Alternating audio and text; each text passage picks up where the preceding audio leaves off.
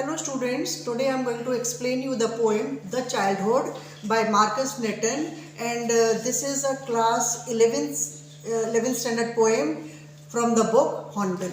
Clear? So I am going to do the explanation of this poem, and first I'll read the stanza and then explain it to you.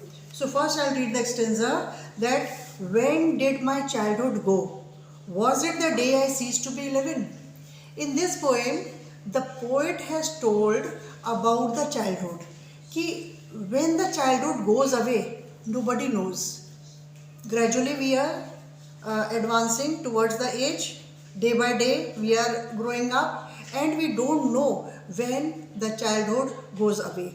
We only remember about our childhood when we see any of the photographs of the past or हमारे parents या हमारे relatives जब हमें बताते हैं कि आप बचपन में ये काम करते थे, आप बचपन में टॉफ़ीज़ बहुत खाते थे, चॉकलेट ज़्यादा खाते थे, आइसक्रीम ज़्यादा खाते थे, या आपको ये खेल पसंद था, then we are record of the past and we come to know childhood activities and also about the other things of the childhood.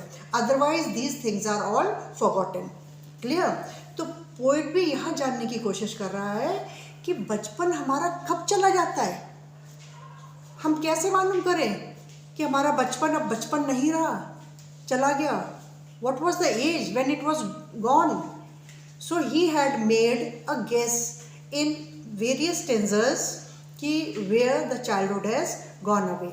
So first stanza I am going to read and then I am going to explain it to you. See, in the first stanza it is कि when did my childhood go? Was it the day I ceased to be 11? Was it the time I realized that hell and heaven could not be found in geography and therefore could not be? Was that the day? Now he is raising a question. When did my childhood go? Childhood कब चला गया? Was it the day I ceased to be 11? क्या ये वो time था जब मैं 11 साल का हो गया था, मेरे अंदर समझ आ गई थी और मेरा बचपन अब बचपन नहीं रहा था. Ceased means that he has completed 11. So was it the time when he has completed 11 and he had now realized that hell and heaven could not be found in geography? बचपन में क्या होता है, बच्चों को डराया जाता है, झूठ मत बोलो, पाप लगेगा, हैं, पाप ज़्यादा करते हैं तो नरक में जाते हैं, यानी कि हेल में जाते हैं, अच्छे काम करते हैं तो हेवन में जाते हैं. So these are the things which are taught in the childhood. When the child comes to be 11, at the age of 11, then he realizes all these things. जैसे जैसे बड़ा हो जाता है, चाहे वो 11 साल का है या 12 साल का है या 10 साल का है, जब उसमें ये रियलाइजेशन आने लगता है कि that these were the things only told by the parents, हमें डराने के लिए, ठीक है, कि हम ये पाप नहीं करें, हम ये झूठ नहीं बोलें, इसीलिए हमको हेल और हेवन का वास्ता दिया जाता था. Otherwise hello and heaven could not be found in geography, क्योंकि जितनी भी चीज़ें हैं, जितनी भी प्लेसेस हैं, everything you can find in the geography map. So these two places could not be found in geography. Then he realized that this is not true. Clear? तो poet यहाँ पे कह रहा है कि क्या मैं जब 11 साल का हो गया था तब मेरे को ये रियलाइज होने लगा था कि hell and heaven could not be found in geography. I was no more a child. अब मैं बच्चा नहीं रहा था.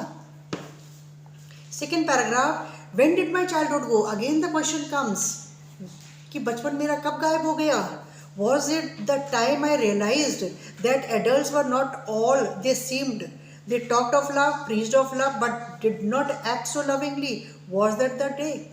Now, second paragraph, again the poet is raising a question कि when did my childhood go?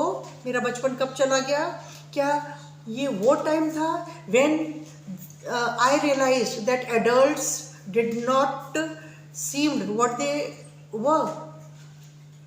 जैसे पेरेंट्स होते हैं ना कि हमें सिखाते हैं कि प्यार से रहो, लड़ो झगड़ो नहीं, है ना. These all the things they teach us, but they do not implement all these things in their own life. कई हस्बैंड वाइफ होते हैं जो घर में लड़ाई करते हैं, बच्चे उनको देखते हैं रोज़ाना और फिर बच्चे ये रियलाइज़ करते हैं कि पेरेंट्स हमसे तो कहते हैं कि प्यार से रहो और ख़ुद आपस में लड़ते रहते हैं. तो जब उनको ये फ़र्क नज़र आने लगता है between the saying and the doings, the difference is there, then they think that they are a grown up child now. तो पोइट कह रहा है कि क्या ये वो समय था जब उसको ये फ़र्क समझ में आ गया कि what the parents preached, they did not act so lovingly in their life, they did not implement the things in their life. जब ये फ़र्क आज समझ में आने लगा तब उसको मालूम पड़ा कि उसका बचपन चला गया. Next paragraph, when did my childhood go? Was it when I found my mind was really mine, to use whichever way I choose, producing thoughts that were not of those of others, but mine or mine alone? Was that the day? Again the question is there, when did my childhood go? बचपन कब चला गया? Was it when I found my mind was really mine? क्या ये वो समय था जब मेरे को मालूम पड़ा कि मैं अब अपने ही दिमाग से बहुत सारी चीज़ें सोच लेता हूँ. पहले मैं अपने पेरेंट्स के अकॉर्डिंग करता था, टीचर्स के अकॉर्डिंग करता था, एल्डर्स के अकॉर्डिंग करता था. What ever they told us the child did.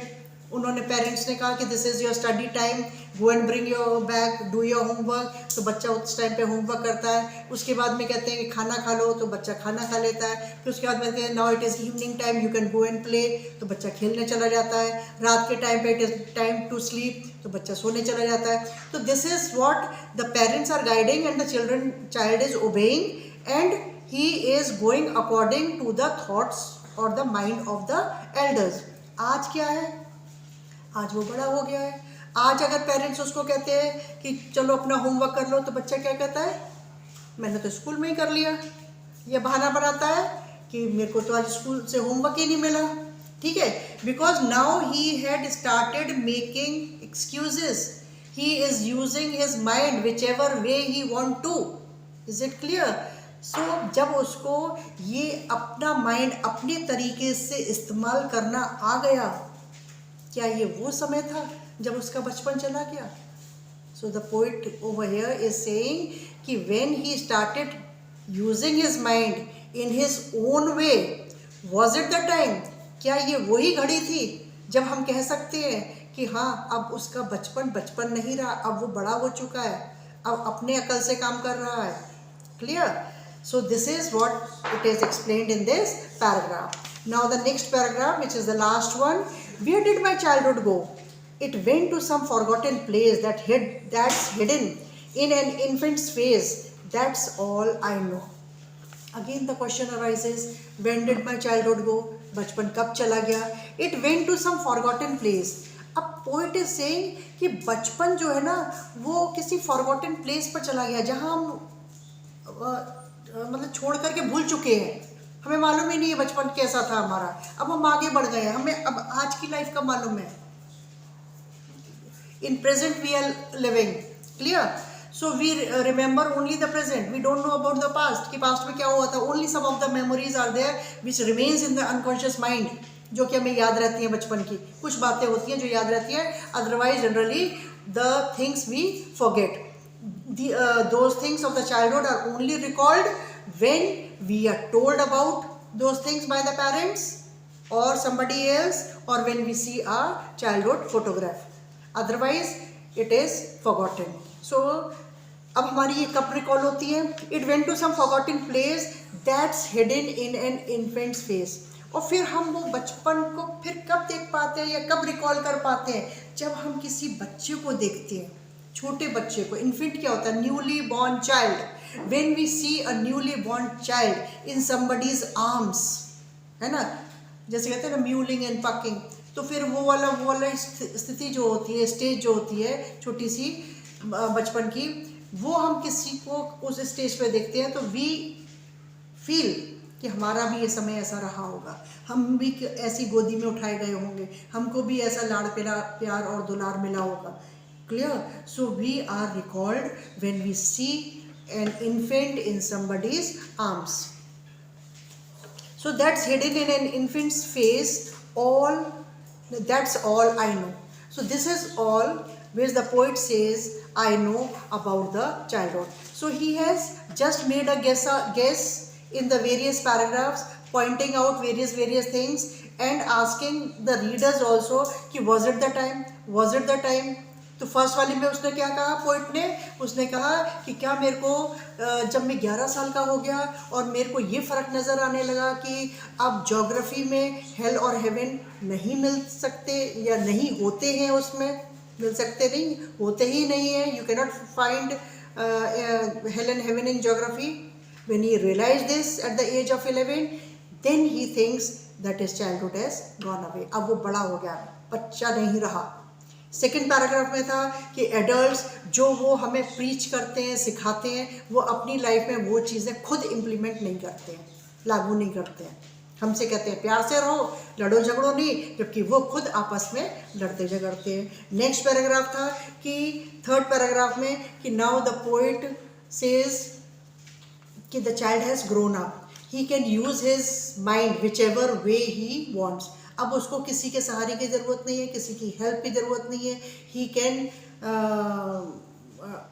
मतलब use his mind in his own way, और the thoughts are coming to the mind, his mind is broadened, है ना, मेमोरी अब शार्प हो चुकी है और various thoughts are coming in the mind, so he can use whichever way he wants and he does not need the help of others. और last paragraph में when he sees an infant in somebody's arms, at that time he realizes that this is the childhood and my childhood which was forgotten by me. I remember when I see an infant in somebody's arms. So this is how the poet has told a very vivid or lively picture of the childhood, कि where the childhood disappears or at what age it goes away. Clear? Any question regarding any of the chapters, please do ask me, comment me, like my videos and do subscribe. अगर आपको मेरे videos में कोई कमी नज़र आती है तो do comment. I will feel happy कि that you are pointing me out and I will do my best to convince you all. ठीक है, और इसके बाद में I am going to cover daily one chapter of the writing और of literature और of the poem of class 11th. तो आप लोग stay in touch with me, and that's all for today. Thank you for watching.